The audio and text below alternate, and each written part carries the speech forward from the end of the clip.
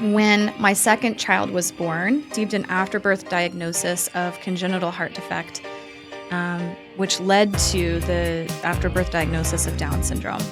Our life was really turned upside down in a way that we were not prepared for, obviously. We like to think of ourselves as very sophisticated with all of our modern advancements in medicine or agriculture, and I can't help but wonder what we've traded.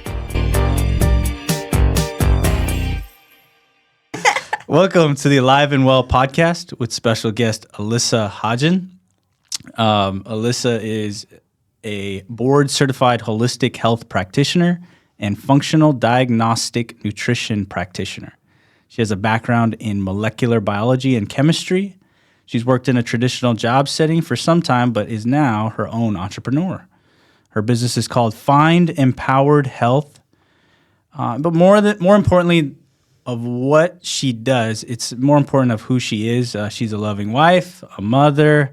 She has a heart to serve and bring more self-awareness to our health in a more holistic, practical manner. Alissa, thank you for joining me today. Thanks for having me.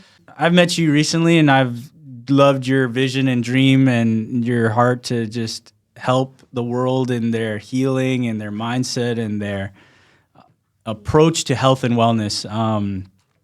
And I've only known you for a little bit, but I'd like to take it back first so the people in the audience can kind of know you a little bit. Can you tell me a little bit about young Alissa? What were you like? What was it like in the house? I grew up in a big family, a church-going family. I have 4 sisters.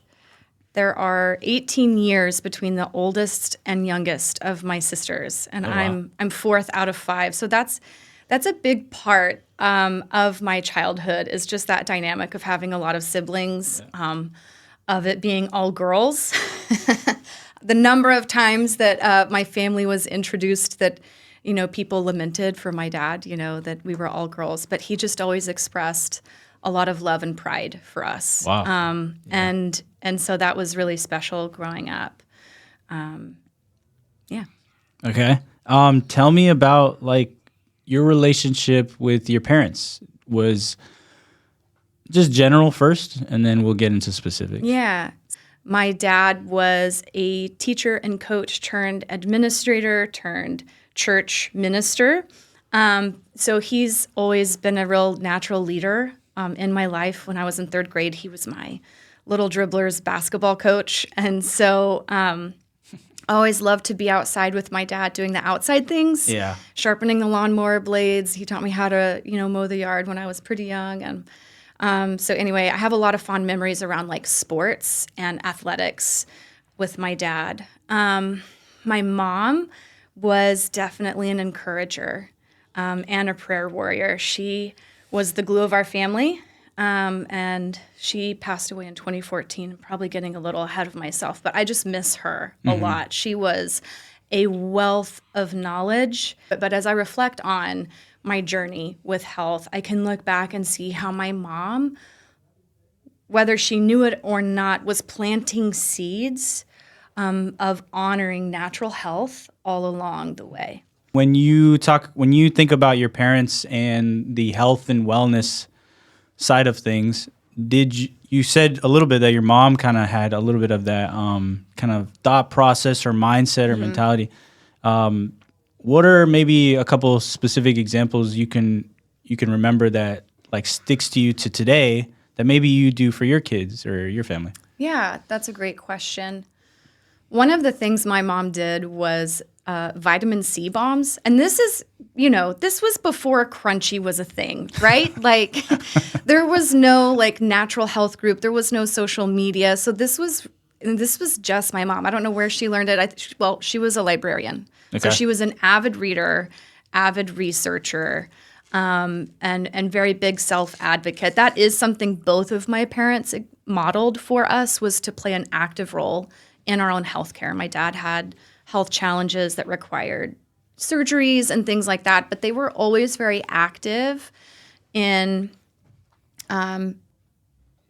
making healthy decisions, not just blindly trusting what a professional recommended, but doing some research, finding out who was the best. Okay, if I do have to have surgery, Where should I go? So being a good self-advocate was something they both modeled that I work to model for my children and to teach them to play an active role in that process. And but yeah, my mom was doing vitamin C bombs, high dose vitamin C. Anytime she started to get sick, anytime we started to get sick, she was, pushing us towards taking extra vitamin C, extra zinc, extra D, stuff like that to just naturally support the immune system. And it was highly effective. So that was something, even for me as a mom early on, it was easy to implement. Yeah, no, I like that. I like that your mom, and maybe you talk about your dad too, but your mom was very aware. She tried to not just let the days kind of just happen and just be reactionary, but she was very intentional about how she brought in health and wellness to your family. So, and I think that's a big key of where I try to talk with people in my family or just around me, that we have to be a little more intentional and be a little more self-aware. And that's one thing that I've learned from you a lot too when we've worked together, just talk to other clients, is that it is very hard to get your brain to turn on differently, if that makes sense. We're going to talk about some strategies and things that maybe you've used in the past, but let's keep going a little bit here. You said you played sports growing up, and one of the things I learned about you is you're a real wild wilderness kind of chick, right? Is that safe to say? Yeah, you could say that. I see it as you can go fish, hunt, and hike, but you can also take command of a boardroom too. You're that cool mix of both worlds. So and your mother and all this. So you do a lot. Tell me about sports and growing up. What were some of those hobbies? You said basketball a little bit. I played basketball, volleyball, and track in high school. And then in college, had the opportunity to walk on to the volleyball team at Wayland Baptist University my sophomore year, and got to play 4 years of volleyball there. Growing up, my parents told me if I didn't play a sport, that I had to get a job. So I just made sure that I played a sport year round. But one of the things that my dad kind of helped steward in me was that being well-rounded in different sports is good for us physically. I like that. And so as a teacher, and he had a health, phys ed background. So he understood the benefit of cross-training. He understood the benefit of the football players getting some track practice in, and just, all of that. And so I really enjoyed the variety that each sport brought to the table, and the different skills, the different types of practice, the different types of pushing yourself. In track, I ran the 100 hurdles, but also the 300-meter hurdles, which is at least at my level in high school, was it's really a gut race. It's just a gut check. And so that was really fun. But, to touch a little bit on the relationship that I had with my parents, I have the most vivid memory of running the 300-meter hurdles at a track meet that I didn't think my parents would be able to make it to. And I had run the first 100 meters or so, was about halfway through the race, coming around the curve. And I hear my dad, he just across the fence. He hadn't even made it into the stadium yet, but we were running, and he stopped and he saw me. He says, "Run, go, Alissa, run!" And I hear his voice, and it just I kicked into another gear. I just felt this deep shift. To have his support, and that he could see me, and that he was cheering me on. So what it sounds like to me is that your mom was there to help you nutritionally. Your dad was there to help you physically. Talk to me a little bit about where spiritually you got the encouragement, the growth. Was it both your parents? Was it somebody else? Tell me a little bit about that. I love that question. It was absolutely both of my parents. They were very much a team when it came, all things parenting, but especially on the spiritual front. They were unified. I remember a really special memory of waking up, early on the weekend, and I would be tiptoeing around, and this was not an unusual thing to see my parents praying together before they got out of bed. So they were just both real spiritual leaders in the home, and very open about things. My mom had a way of bringing every every natural moment back to this, connecting it to the supernatural. So when I got into a fight or, was bickering with one of my sisters, she was most often there kind of in the mix. And my mom would, draw our hearts back to the well-being of our soul. Are we sinning? And are not just doing what she says, right? Don't just stop fighting or don't hit or don't yell, right? But like, what does God want for you? And when you behave this way, it hurts your heart and it hurts God's heart. That's something that I'm also carrying forward into my own motherhood. And with my dad, I remember being able to ask him anything. He was also, as an educator, very educated, always studying the Bible, always leading a Bible study or Sunday school or something like that, filling in for a pastor here and there. And I just remember I could ask him anything, especially about scripture or spirituality and topics, and have hard conversations. And he would, almost like, I think I took it for granted maybe how special this was at the time. And it still is special, but at the time I didn't grasp how unique that I could ask him a question and he would just kind of like through his mental file, like know where to go in scripture for the answer.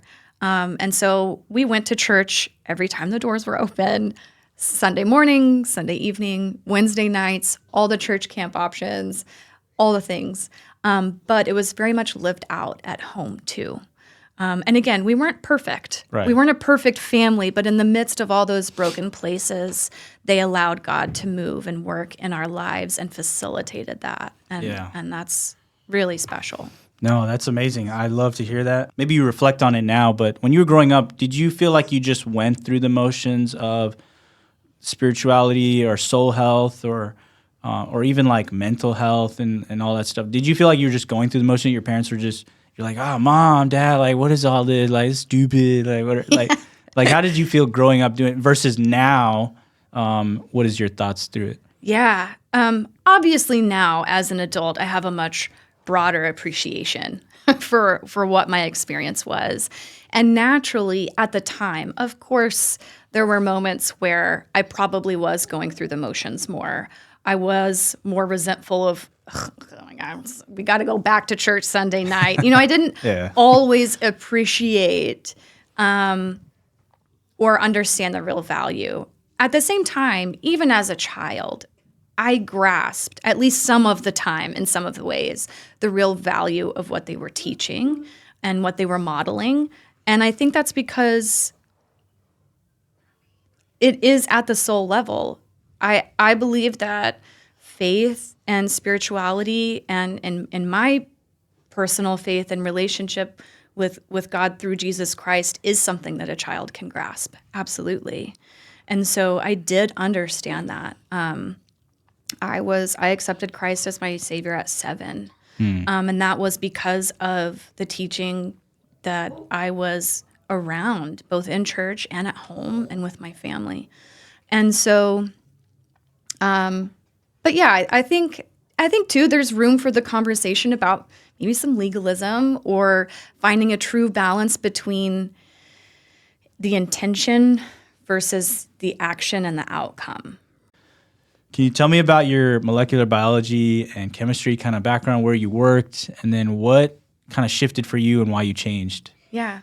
So when I went to college, I thought I wanted to become a doctor. And so the fastest route to get my undergrad and all my prerequisites for med school was a molecular biology degree.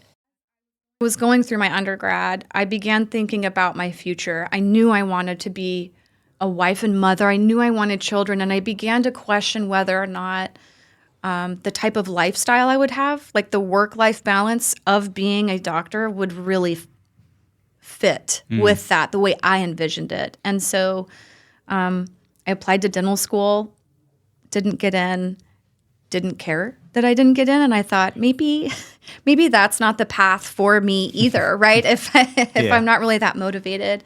And so I went to work. I went to work for 7+ years in the laboratory as a chemist and then eventually a biochemist.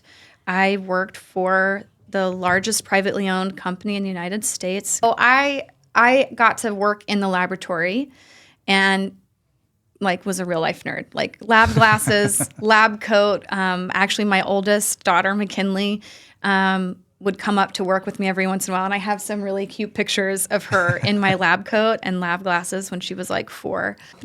Loved working for them. Loved what I did. Got to work with more of like my molecular biology background. But one of the things that benefits me in what I'm doing now is my experience with test methods and understanding, the process of determining what test is appropriate for the given scenario. Is it going to tell me the information I really need to take action, right? Yeah. I learned the caution of generating data for the sake of generating data. That actually doesn't help anyone. And in my practice where people are working on a limited budget and I'm processing information about multiple organ systems, we don't want a bunch of noise in the background. And sometimes collecting information gives people warm, fuzzy feelings, though, right? Like we get comfortable with just more and more information, but it doesn't help us make decisions. And I really learned a lot about that healthy decision-making process there at Coke. When my second child was born, I was still working at Coke, received an afterbirth diagnosis of congenital heart defect, which led to the afterbirth diagnosis of Down syndrome. So when that happened, our life was really turned upside down in a way that we were not prepared for, obviously. We'd had 4 prenatal ultrasounds. None of them showed soft markers for Down syndrome. None of them caught the heart defect.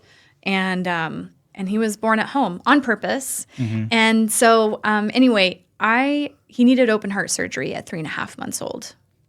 So through that process of trying to care for and breastfeed a newborn, leading up to open heart surgery, taking time off of work for open heart surgery and recovery, and all of that, I had exhausted all of my sick leave, vacation leave, and FMLA within about 6 months. And as amazing as that company was, and I know they said family first, and to the best of their abilities, they honored that. Right. But the reality was they could not be as flexible with my time as I wanted or need them to be. And so I ended up walking away from a career that I loved for something I love even more, which was my children. So it was just a stressful time for the whole family, and that was obvious. So I knew, my husband too, I mean, it was his idea, really. He was just like, you know what, I think you should quit and you should stay home with the kids. It was like a Thursday morning, and I was like, okay. And that was it. Like, it just felt right. It just clicked in my gut. And so that opened the door for me to really begin learning as much as I can about natural health, holistic health. I had already begun that process when I became a mom with McKinley, but this just took it to a whole new level. And then staying home, so I learned about Functional Diagnostic Nutrition course, which is a self-paced course that's virtual, where I had already begun coaching people for free as I was sharing what I learned organically. I had people reach out and say, hey, I just found out I'm pregnant. What vitamin should I take? Or I just got this blood work back. What do you think? And of course, I always shared, listen, I can't give medical advice, but if I were in your shoes, here's what I would do. Here's what I would ask. Here's what I would research. Here's what I would learn about.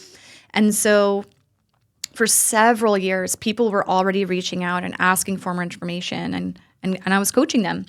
And so when I learned about FDN and the opportunity to do that in a way that not only benefited me in being able to make it a career, but I'd be able to give people even more specific information, better guidance, more personalized recommendations, and it just was a win-win. And so it was a no-brainer that I go through that course and get certified.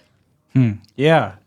In those early days when you were giving free advice or coaching, right? Did you realize that it was happening like that? Or were you like, oh, I probably should do business? Or were you just like, just kind of willy-nilly just giving advice as people just came up to you? No, I definitely recognized the pattern. And it definitely was fulfilling to me, just like at the soul level. Like I would do it for free, but even better to be able to give people better advice for them as well, with the functional labs and personalized recommendations that I can do with my certification. But I didn't at the time, especially early on, have a grasp on the concept that I could do it as a career, that I could do it as a business. So through your business now, can you tell me a little bit about the population you serve, and or maybe you're just interested in, or how does it look for you right now? There's really two main categories of people that I'm working with right now. Although I do work with everyone, men, women, and children. But I would say primarily who I really feel drawn to help are women, mothers, and even young women preparing for motherhood. And also the Down syndrome community. So I have several clients from young to older, at more adult age, who have Down syndrome. And I have done a lot of research and learning about Down syndrome biochemistry. So people with Down syndrome have an extra chromosome, which leads to biochemical chaos. And most practitioners are not familiar with Down syndrome biochemistry. Even in the natural health space, things that might benefit the typical person could actually be harmful to a person with Down syndrome. And so I'm familiar with that biochemistry. And so that allows me to kind of help them down the natural route more effectively. And so I'm very, very passionate about that. There's another small, even subset population of people with Down syndrome who are experiencing something called Down syndrome regression disorder. Now, again, I'm not a licensed medical provider, so I don't diagnose or treat anything specifically. I don't write prescriptions. I don't do anything like that. But I do help educate people about their bodies, how they're working, and what they can do naturally to optimize their God-given ability to heal naturally. And so I'm also really passionate about helping people with Down syndrome regression disorder reduce inflammation, reduce neuroinflammation, and try to calm that process as well. Yeah. Can you give us a couple examples when you had said there's some things that are harmful for people with Down syndrome that are not so much harmful for us that we don't think about? Can you give us some examples of that? Sure. So on the 21st chromosome, there is a gene called SOD1. And it codes for an enzyme called superoxide dismutase 1. It's an antioxidant. And so it is something that for the typical population, most natural health practitioners will say, let's up your antioxidants, or ingredients that increase antioxidants. So they would increase the rate of transcription of SOD1. However, people with Down syndrome have 3 copies of SOD1. What this leads to biochemically is an imbalance in that metabolic pathway. So an intermediate product of SOD1 is hydrogen peroxide. Now, our body, which has its own beneficial activities when things are in balance, but in a person with Down syndrome, they have excess SOD1, excess hydrogen peroxide, and not enough of the enzymes that break down that hydrogen peroxide to keep it from being damaging to the cells. So catalase and glutathione peroxidase, I believe. And so anyway, if we were to give a person with Down syndrome something like spirulina or certain types of other products that either have high amounts of SOD1 or would cause the body to increase production through that pathway, it could actually lead to even more hydrogen peroxide. Essentially, it increases their oxidative stress paradoxically rather than reducing it. So, okay. That was probably too technical. No, that's great. But yeah. Well, one, I love hearing your knowledge about it because that gives me confidence that if I ever come across this case, or if a child of mine or my family member, like, I know you had said that you're not a medical practitioner where you can't diagnose, but the fact that you can relay that information to such a detailed level gives me all the hope that I'm coming to the right person to give me the appropriate information, right? Thank you. I guess the follow-up question is, like, nutritionally, it can get kind of like maybe in that mode of analysis paralysis, or just overwhelming kind of information, right? And some mom out there might be like, SOD, what food has SODs, Right. And so let's talk a little more practical to that mom who's like listening to you and she's like, wow, she sounds amazing and I really want to take her advice, but give me something practical, Alissa. Yeah, what would you say? Absolutely. So first, I would direct anyone hearing this who has a loved one with Down syndrome to go check out the website, trisomy21research.org. They have a ton of lessons on Down syndrome biochemistry specifically. It's where I learned a lot of what I've learned. And there's a ton of research, like actual research articles to back all of this up. Secondly, I would remind that mom that there's a huge difference between dietary levels of antioxidants and like therapeutic supplementation levels, right? Which is usually, that's what I'm referring to, that people should approach with caution, is that therapeutic dosing with supplements. When it comes to foods, really, antioxidants are important. Fruits and veggies are so important. And I encourage everyone to remember that variety is your friend when it comes to diet. I like that. Yeah. Variety. So does that mean variety of colors, variety of sizes of foods, variety of where they're from? What do you think is right? All of the above. I think all of those are great points. Don't forget, even though I mentioned supplements, sometimes people might have like a daily greens powder. So that would kind of fall into the supplement category, even though you might be eating it as a food. Keep in mind some of those, those greens powders would have high rates of SOD or increased production of it. And so that would be something to keep in mind. And so rather than saying never use it and you should be afraid of it, maybe just remember that variety is your friend and incorporate it maybe 3 times a week or something like that, so that you can still have the benefits, but you're not driving imbalance further. Yeah. And I want to bring some kind of peace and calmness to people who are like really overthinking this, because one, you have a resource in Alissa. We're going to put her in the show notes, and reach out to her through her website and email, however she wants to get connected. I want to give you some peace and calming, because nutrition in itself can be so like up and down. You remember the time where eggs were bad and then eggs were good and then eggs were bad again? It's constant. That's so true with everything. Yeah. So I think like that was something I was thinking of preparing for this. Like, what?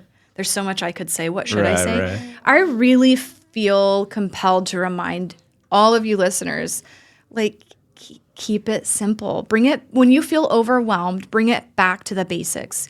Eat real food, as organically grown as possible, as clean as possible, as nutrient dense as possible. Stop counting calories. Ooh. Start counting nutrients. Ooh. Right? Wow. And so, and if when we do that, if you can keep it like meat, fruits, veggies, like keep it basic. Of course, nuts, seeds, like whatever. Like eat stuff that comes from animals, eat stuff that comes from the ground, and you'll be good. You'll be good. That's it. It's pretty basic. I think it's basic, but so it sounds basic to us, and it's not to say that we're some enlightened kind of like people or something. Why do you think that it seems so hard for others to grasp the simplicity of just eat plants, eat meat, and try to keep it clean? I think part of it is because as Is that snoring? that's my son with Down syndrome vocalizing. It's okay. The audience will forgive. I think we like to think of ourselves as very sophisticated with all of our modern advancements in medicine or agriculture. And I can't help but wonder what we've traded. Mm.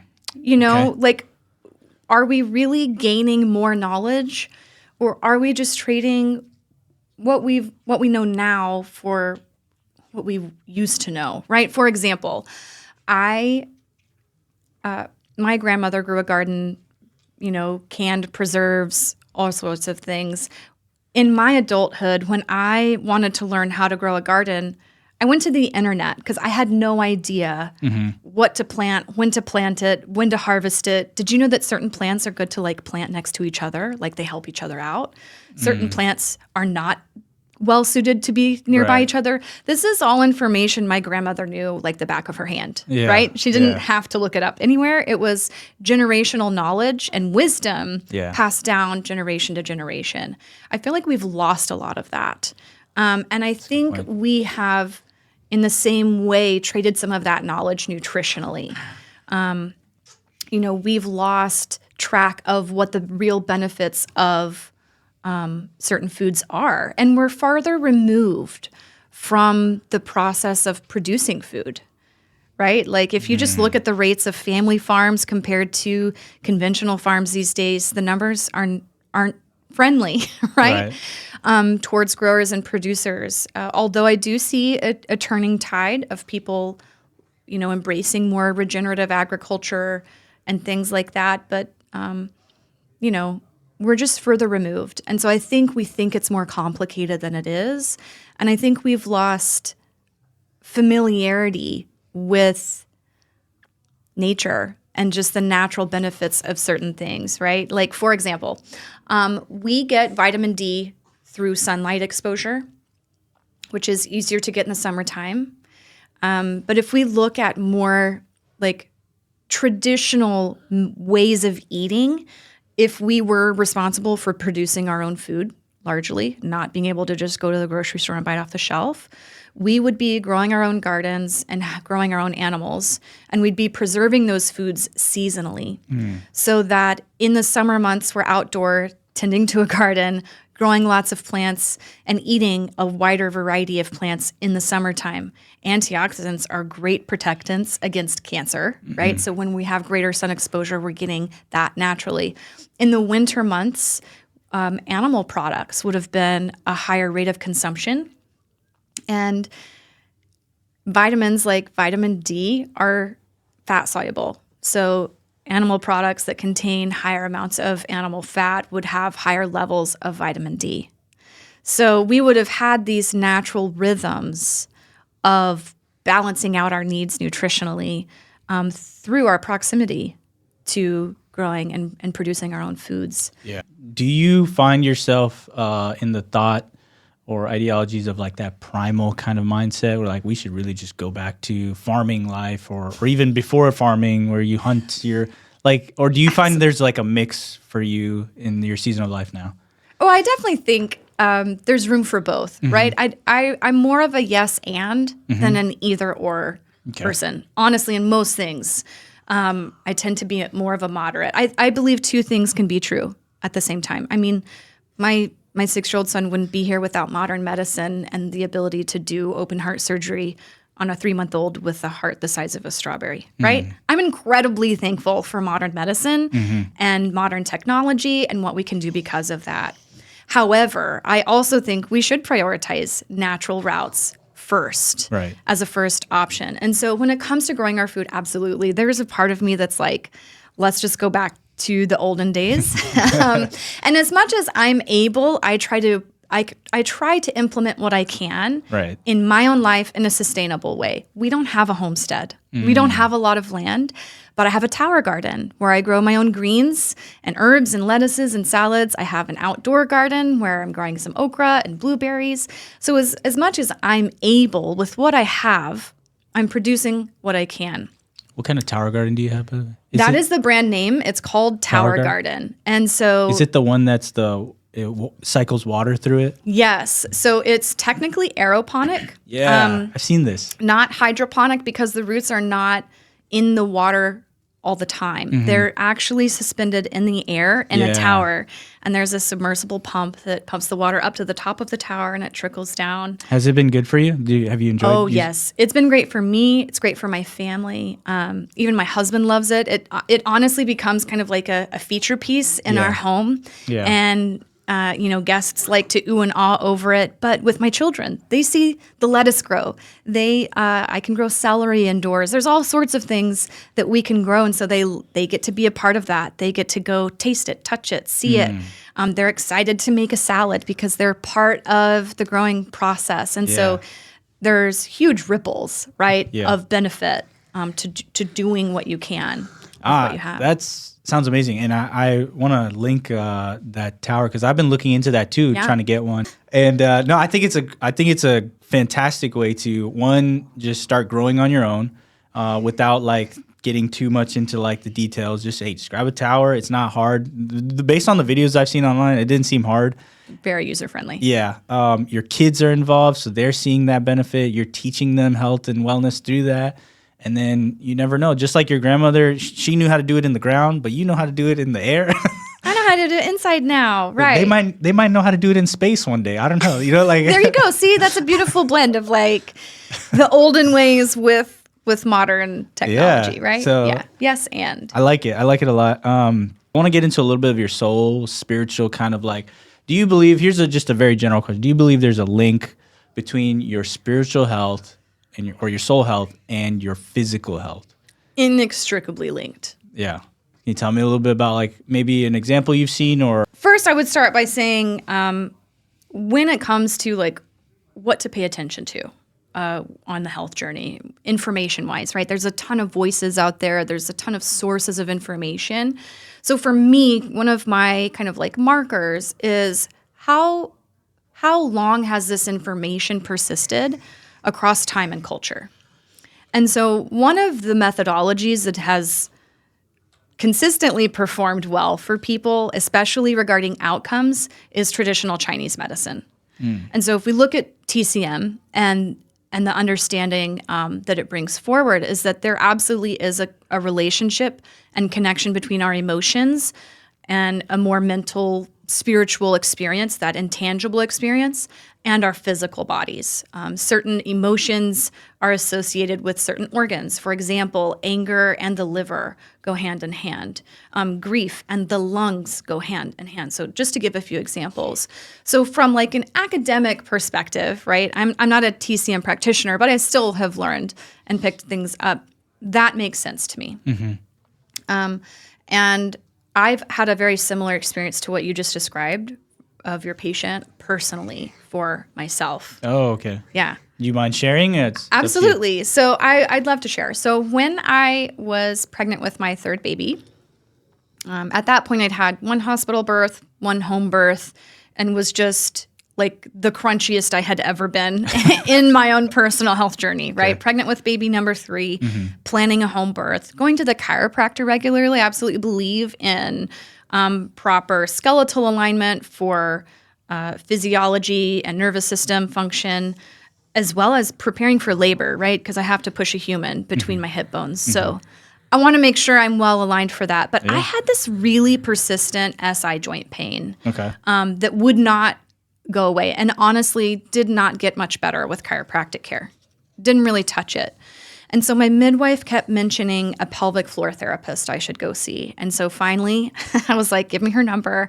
I need to go see her. And I do. And I walk in expecting more of like a PT type appointment, more something pretty clinical and something like that. But within the first 5 minutes of walking in, she's kind of preparing me for what to expect. And there's like a massage table. And she says, "Are you open to visualizations?" And I was like, "What do you mean?"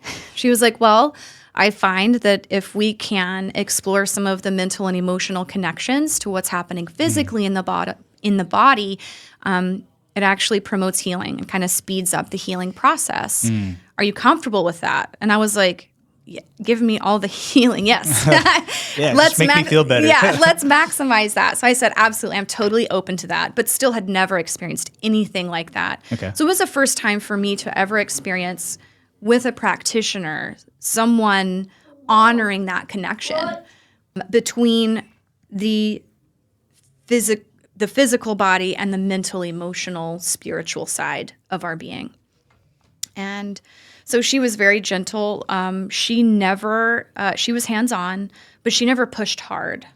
It was just always like a really light but intentional touch. So it's not like the chiropractor with a lot of like thrust or force. Yeah, it was very gentle. Okay. But as she worked around, especially I'm like pregnant and have a belly, worked around some of like the ligaments connecting my uterus to my abdomen. There were points where I could feel that it was tight and she could feel it was tight. She said, "What's coming up for you here?" And she said, "You can say it out loud if you want to, or you can keep it to yourself, but just be open. What's coming up?" And certain emotions came to the surface, and emotions of my mom, of her passing, of previous pregnancies. And so I just out loud spoke what I was feeling. When she touched that point on your body, you felt that certain emotion versus Yes. if she touched another point, you felt something else. Yes. And I actually went to her for multiple sessions. And I would say the first session, most of the emotions that came up really centered around my pregnancy, delivery, and like postpartum period with my second birth, which was Hunter, and my first home birth experience, and also the baby who was diagnosed with Down syndrome and a congenital heart defect after birth and needed open heart surgery. There was a lot of stress and trauma. And she told me, "You actually have an open birthing pelvis still. Like your pelvis never returned to a post-labor closed state. You've kind of got frozen in the open birthing position. And that's why you're having so much SI pain. And that is connected to the experience you had and the stress and trauma with the previous birth." And I was like, whoa, okay. This makes sense. And so she walked me through some guided questions about what did you feel? What did you need then? What would you tell yourself now? And now say, "I am loved, I am safe, I survived." And so just calming the nervous system and just it was amazing. I walked out of that appointment straight, pain-free, free both physically and spiritually. I felt so uplifted in every facet of my being. And to take it to the next level in regards to honoring my own body's intuition and my own connection with my body, both physically but also like energetically, spiritually, if you want to say. The second session that I had with her, when we finished the session, she always had me sit up slowly, take it in. How does everything feel? And when I stood up, I felt something out of balance, out of alignment in my back left hip. And, as a woman, there was a part of me that was afraid to tell her because I want to be nice and I want to be polite. And, as women, we're really taught often to disconnect from our intuition and to disconnect from what our physical experience is with our bodies. So here she was really honoring that and made it a safe place for me to be able to say, okay, despite the hour you just spent working on my body, actually the spot doesn't feel quite right. I hated to say it, but it was a safe place to say that. And that's what she wanted. And I expressed that to her. And she says, "Okay, well, just move how your body tells you to move." And that might sound like woo-woo to someone that's not in the natural space or hasn't experienced something like this. But I trusted her. Okay. So what she did is she, as a physical therapist, she knew where to put her hands on some particular ligaments. A ligament connecting to my uterus and one right at the SI joint. And so she's move your body how you need to. And so she moved with me, keeping her hands on these 2 points. So I just first kind of swayed side to side. And then I was like, okay, that feels good. Okay, I'm doing this.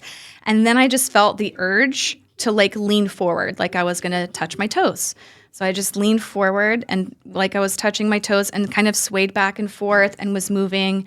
And just through doing this and her gently keeping her hands, my skeleton aligned. And I felt and heard an audible pop as my hips and pelvis adjusted on their own naturally. Wow. With my movement and with her gentle guidance. And so that was another level of realizing the true connection between the physical body and the mental emotional aspect, our intuition, that more energetic, intangible part of who we are, and realizing there's really something to this. Like she was guiding me, but at the same time, that innate wisdom was inside of me. And so I did need her, but it opened the door to the possibility that I don't have to have someone else tell me what to do all the time. Yeah. That I might have an innate wisdom and intuition and know what I need. Yeah. Wow. That's good. That's real good. Just going on IG short. Sweet. When you think about women's health right now, what specifics do you believe there is, maybe like a lack of education or awareness in women's health, that you would kind of like talk about, or that you do talk about, that you try to promote, that you try to get women to think about? What is that in your kind of specialty or field? Yeah, I think first honoring your intuition. And some people, and especially Christians, might be put off by that term, intuition. And so just let me quickly explain what I mean when I say intuition. I do believe we have relationship with the Holy Spirit and that God can speak to us spiritually directly to our hearts. That's not what I'm referring to. I believe intuition is like a sixth sense that science hasn't well defined or explained yet, so it doesn't come up when we learn about sight and smell and touch and taste. But I absolutely believe every human on the face of the planet is also given the sense of intuition. And it's kind of a primal instinctual thing. Why does the hair stand up on the back of your neck when someone's behind you? How do we know that? How do we know things without like consciously knowing them? That's what I mean when I say intuition. And I believe as women, especially in the health space, we have been encouraged to break up with our intuition and silence it. We've been told for so long, oh, you're just emotional, you're just hormonal, oh, you're just pregnant. The average length of time it takes a woman to get a diagnosis of endometriosis is 7 years and 10 different practitioners. Wow. And so many women are told, you just need antidepressants, it's all in your head.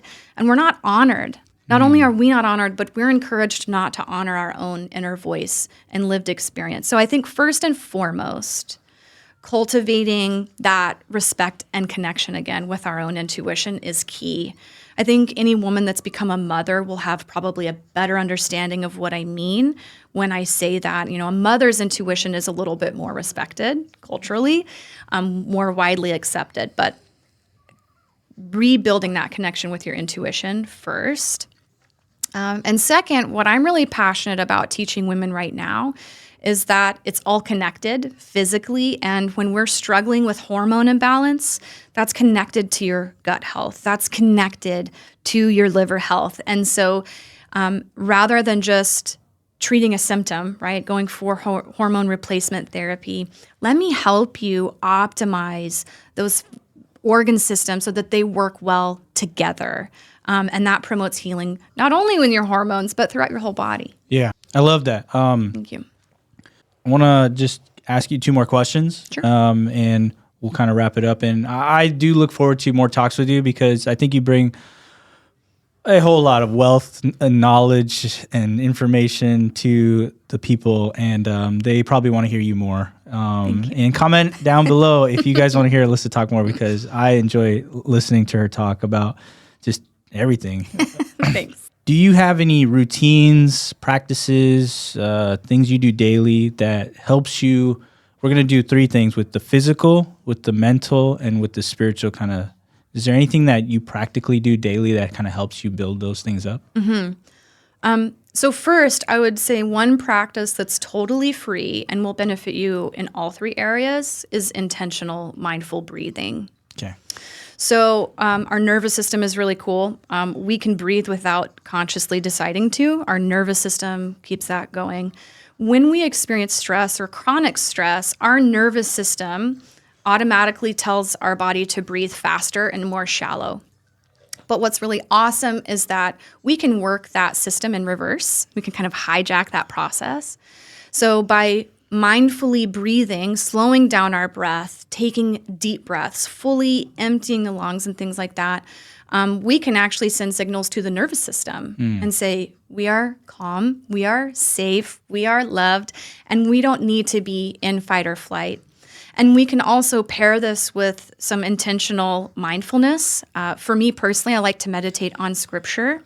I like to meditate on God's promises when I feel anxious. And this is something that is free, and you can do it anywhere. You can do it sitting at a desk. Yeah. You can do it in front of other people. You can do it while you're driving when someone cuts you off. You can do it in the middle of an argument with a loved one, right? Like, you can always slow down. Yeah. Can we do a little bit of a practice with the people? So, Sure. however you would teach me, Alissa, I am stressed and I have school and my wife is killing me. No, I don't have a wife, but and I'm just really anxious. Alissa, like, what do I do? Just tell me. Like, I need to slow down. Okay. So what I like to recommend is called box breathing. So box breathing is easy to remember. So we're going to breathe in for 4 seconds, hold for 4 seconds, breathe out for 4 seconds, and then again hold for 4 seconds. Okay, that's a lot of holding. It is. But it's easy to remember because when we hold our breath, either in or out, it's also kind of communicating with the nervous system to see, like, I'm in control and we're going to calm down. And so there's other counts that you can do. I like box because it's all the same. I don't have to remember, am I breathing in for 5 or holding for 5? Okay. So, and let's meditate on Psalm 139, 14. I praise you, for I am fearfully and wonderfully made. Like, let's just go with that part. I think it fits so well with the health topic. And so breathe all the way out, and then I'll start counting. Ready? Breathe in. 1, 2, 3, 4. You want me to count a little faster? I didn't realize I couldn't do that for 4 seconds. So that's some of the thing is you can moderate how quickly you breathe in or how quickly you breathe out. Let's try again. Okay, breathe all the way out. Breathe all the way out. Okay, and breathe in for 1, 2, 3, 4. Hold it. 1, 2, 3, 4. Breathe out. 1. I praise you, for I am fearfully and wonderfully made. 4. Hold. 2, 3, 4. Okay. Another option is to just, we sigh without really thinking about it. And that's your body's attempt to calm your nervous system. So You're even talking like a, like a very odd, often we hear it. Yeah. So another cool thing on calming the nervous system is when we breathe audibly, we're activating the vagus nerve, which it's the only cranial nerve that leaves the head. But it wanders down through the central part of the body, innervates the gut. And so when we hum, when we sing, when we do ohms, or when you even breathe audibly, you are helping to activate and kind of reset and calm the vagus nerve, which helps connect with the nervous system and bring calming. So even if you can't do the counting, if that's too much, just taking in a deep breath and letting it out all the way and doing that a few times. And there's a ton of tools. Like my Apple Watch has a breathing app on it that'll guide you through breath work. Don't overcomplicate it. Don't overcomplicate it. Thank you. Just breathe deeply. Yeah, I like that a lot. Man, that felt good. My heart rate did go down. I have to go to work now and probably pump it back up. Okay, awesome. Thank you for taking us through that. The second question is, could you recommend a resource for someone to read, listen, or watch that they could help with their soul health? Yeah. I mean, I first have to say the Bible. Ooh. Like, let's just go straight to the source, right? If you want help with your spiritual health. Right. I would recommend if it's totally new to you, start in the Gospels. Okay. Start Matthew, Mark, Luke, or John, and learn about Jesus. Okay. Like all major religions honor him at least as a good teacher. Mm-hmm. I mean, so no matter where you are in your faith journey, I feel like that's a pretty safe recommendation, right? Just go learn from Jesus, learn about him, read his words, read how he treated people. I think that's a really great place to start. So, Alissa, you gave us some great information and some knowledge and some practical steps on our nutrition, especially for women's health and for Down syndrome. And I really want to appreciate you for the wealth of knowledge that you brought to the table today. You've also given us some practical steps on our soul health and where we can go and listen to and read, and we'll drop those things in the notes below. My goal with this podcast is not to elevate myself or anybody that is a part of this, but it's to elevate others. And so what I want to do is I want to elevate Alissa and elevate her business, Find Empowered Health. Can you tell us your website and where people can find you, any other resources that you want to give to the people so that they can connect with you personally? Absolutely. My website is www.findempoweredhealth.com. My email address is findempoweredhealth@gmail.com. Pretty straightforward. And from my website, you can explore my one-on-one coaching programs. I also have a few go at your own pace, like little webinars and other programs that I've pre-recorded and are available there. And I also have a resource page. So check that out because I've got links to books and supplements and all sorts of things that I use regularly and always recommend to my clients. Yeah. No, and we appreciate that. We always want to know what is not something that we're just promoting because it's like a sponsor or something, but something that we use on a daily basis. I love that you use some of these products for your kids. You're very intentional about what you use. Can I tell a few of my favorite ones? Sure. So absolutely nutritionally, highly recommend Juice Plus. Okay. It is a bridge the gap between what we do eat and what we should eat every day. So Juice Plus, top of the list. And another one would be LifeWave. These LifeWave patches are revolutionizing not only my family's health and wellness routine, but my practice. They are patches, but they're not transdermal, so there's nothing to absorb. They are a form of light therapy. And so when we're talking about certain populations that may struggle with certain types of supplements, or they may not have optimal gut health to be able to absorb nutrients well, these patches, they kind of bypass all those stressors and struggles. So really, really powerful tool there too. Yeah.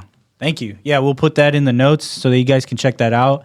And please feel free to reach out to Alissa if you have any questions and you want to connect with her. She's more than willing to be that resource for you. I just want to thank you for your time, Alissa. It's been a real pleasure. I learn so much every time I talk to you, and that's why I love our relationship, because you got to be around smarter people sometimes. And you're definitely smarter than me. So. Well, I appreciate you so much. I appreciate you giving me the opportunity, and as always, your encouragement and support. So thank you for doing this. Yeah. All right. Sweet. Nice job. That was fun. Dude, you are hecka smart. Stop it.